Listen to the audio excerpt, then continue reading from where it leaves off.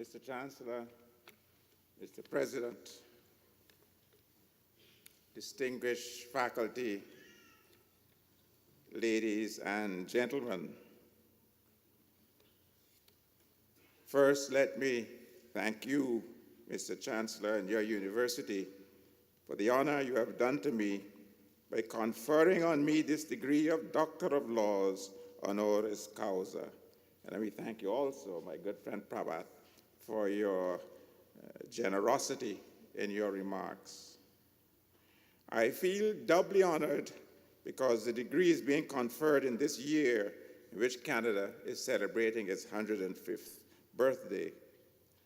But most importantly, I must congratulate the other members of the graduating class on their tremendous achievement. Well done, members of the graduating class. Well, let us congratulate ourselves again.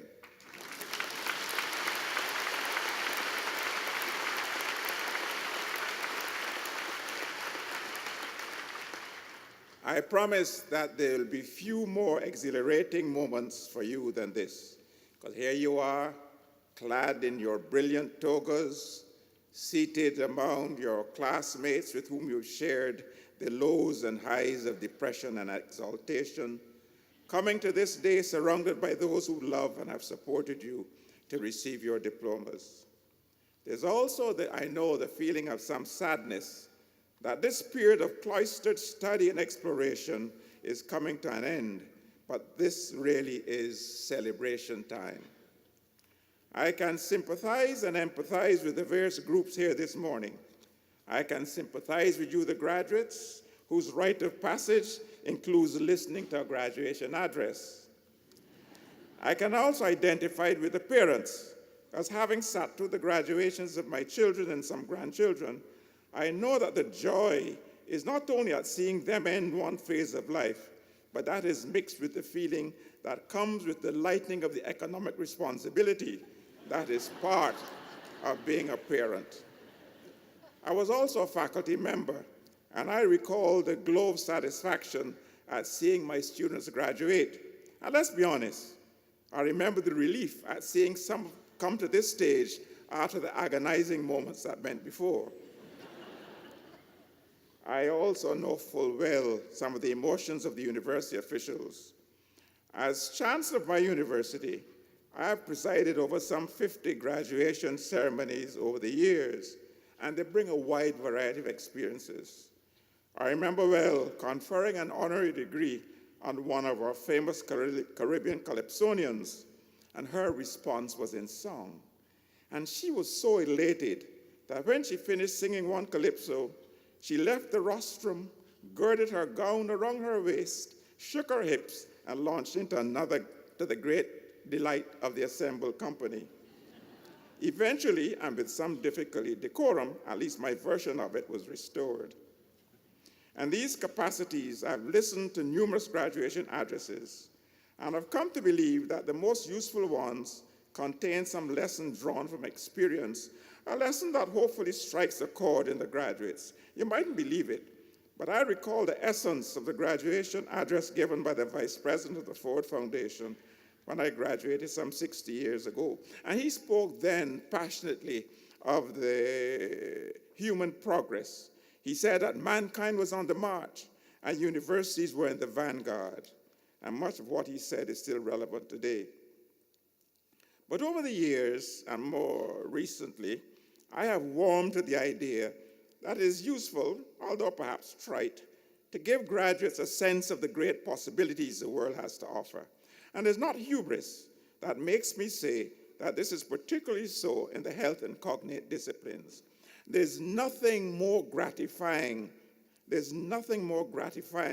than playing a part in improving the human condition. And believe me, it is possible to do so and not have to take a vow of perpetual poverty. I am sure you've been told so many times, but allow me to repeat it. Your quest for improving the public's health and reducing the avoidable inequalities in health is at the heart of genuine human development. And if there's one charge I would lay on you, is to insist that development is not measured only in economic terms. The disciplines represented by you here, health, social work, they are key to human development. And you are genuine development experts. So please, I urge you not to leave the list to those who speak of development only in economic terms. I know that as you leave here, there'll be some angst among you about whether you can perform competently in the first job you take. And I urge you not to worry. Please do not worry, because no one is ever fully ready for a new work challenge. And so I'm not concerned about your readiness for work, because from what I know and hear of your school and training, you are job prepared. And I always insist to our graduates that it is critical that they be job prepared rather than job ready. That they be job prepared rather than job ready. Because almost certainly you will change your occupation several times as the years go by. And you come from a tradition of noble instruction, and you come from a tradition of instruction in the various branches of science and literature which will greatly conduce to welfare. This is what was laid down in your charter when it was given 190 years ago. And there is no doubt at all, that is the improvement of the human welfare. That is the thread, that is the web that ties together all of the disciplines that you represent here. You come from a tradition of great teaching and of some humor as well, as I have learned from Friedland's brilliant history of your institution. And I would urge you to read Friedland's history of your institution. The final charge I have for you is, I echo the president, the charge is that you be good alumni. The prestige of your university has been assured by the generations of faculty and the generations of students who have faithfully fulfilled the canons of academia in teaching, service, and research. But the continuing brilliance must be enhanced and must be burnished by your performance as ambassadors of the university.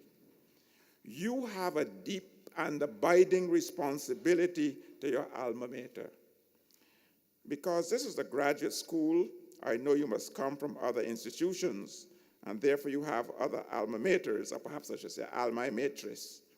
But we all have multiple loyalties, and the loyalty to your other alma maters must never, never dim your responsibility and your loyalty to this institution. You will discharge this responsibility in several ways, but I urge you to observe the 3 golden rules of good alumni. Rule number 1, you must give. Rule number 2, you must give until it hurts. And rule number 3, you must never feel the pain of giving.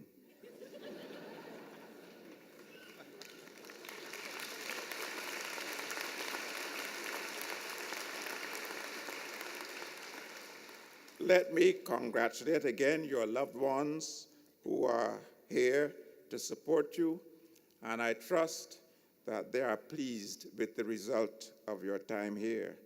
Let me also thank my wife and my guests who came to share this precious experience with me. Mr. Chancellor, I thank you once again for this signal honor, and I assure you that in my personal annals, the 14th of June will forever be a day of great significance and moment. I thank you, wish you a happy graduation day, and say Gaudiamus Igitur. Therefore, let us rejoice. Thank you.